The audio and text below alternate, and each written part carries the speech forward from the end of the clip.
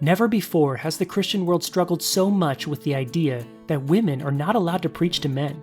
To some, it just sounds too dehumanizing to restrict a woman's role this way in the church. But the Bible, in several places, seems to take a strong stand against women preaching to men.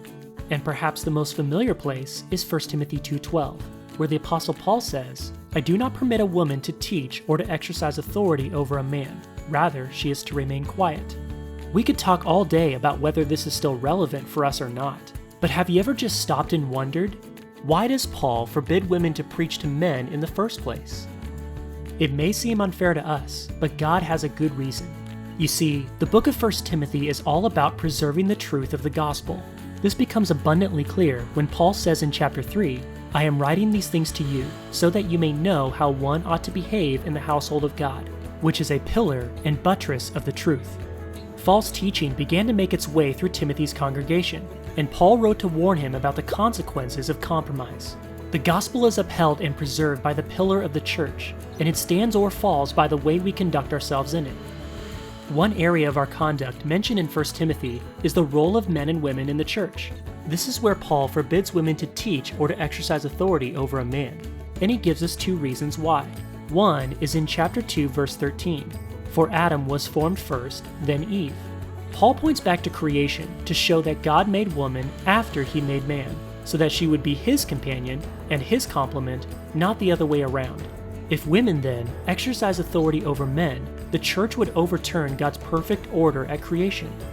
The other reason is in verse 14. And Adam was not deceived, but the woman was deceived and became a transgressor. The point is not that Eve was more gullible than Adam, but rather that she made the call for the two of them when it should have been Adam. She, not he, now bears the burden of being deceived because she took the lead that day. If women then teach men, the church not only overturns the order of creation, but it also lends credibility to the deception of false teaching, whether it means to or not.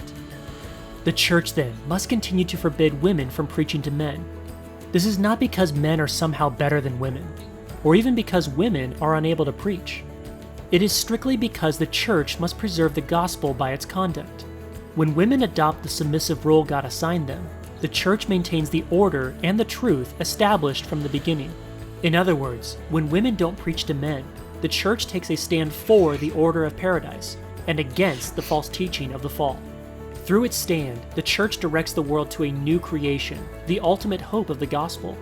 And through its direction, the church then preserves the truth of the gospel from generation to generation. And so the issue is not really about what's fair or what feels right. It's about modeling the hope to come and preserving the truth of the gospel.